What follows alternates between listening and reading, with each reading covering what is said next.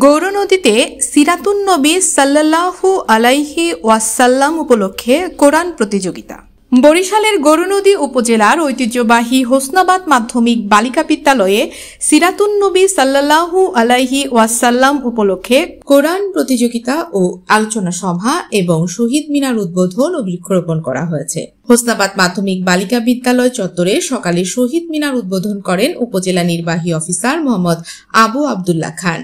পরে বিদ্যালয়ের হলরুমে প্রতিষ্ঠাতা মোহাম্মদ কামাল হোসেনের সভাপতিত্বে আলোচনা সভায় প্রধান অতিথি ছিলেন উপজেলা নির্বাহী অফিসার মোহাম্মদ আবু আবদুল্লাহ খান। বিশেষ অতিথি ছিলেন বাংলাদেশ কৃষি উন্নয়ন কর্পোরেশনের উপসহকারী প্রকৌশলী শাহেদ আহমেদ চৌধুরী, ব্যাংকার মোহাম্মদ মশিউর রহমান, বিআরডিবির সাবেক চেয়ারম্যান সিনিয়র সাংবাদিক জহুরুল ইসলাম, প্রেস ক্লাবের সাবেক সভাপতি ও উপজেলা প্রেস ক্লাবের প্রতিষ্ঠাতা সভাপতি মোহাম্মদ গিয়াসউদ্দিন মিয়া। বক্তব্য রাখেন প্রধান শিক্ষক বেনজির আহমেদ, সাবেক ভারপ্রাপ্ত প্রধান শিক্ষক নুরুল ইসলাম, সহকারী শিক্ষক মোহাম্মদ রাসেল শিকদার সহ অন্যান্যরা। শেষে স্কুল ক্যাম্পাসে গাছের চারা রোপণ করা হয়। শহীদ মিনার উদ্বোধন শেষে ভাষা শহীদ ও জুলাই ও আগস্টে শহীদদের রুহের মাগফিরাত কামনা করে দোয়া মোনাজাত করা হয়।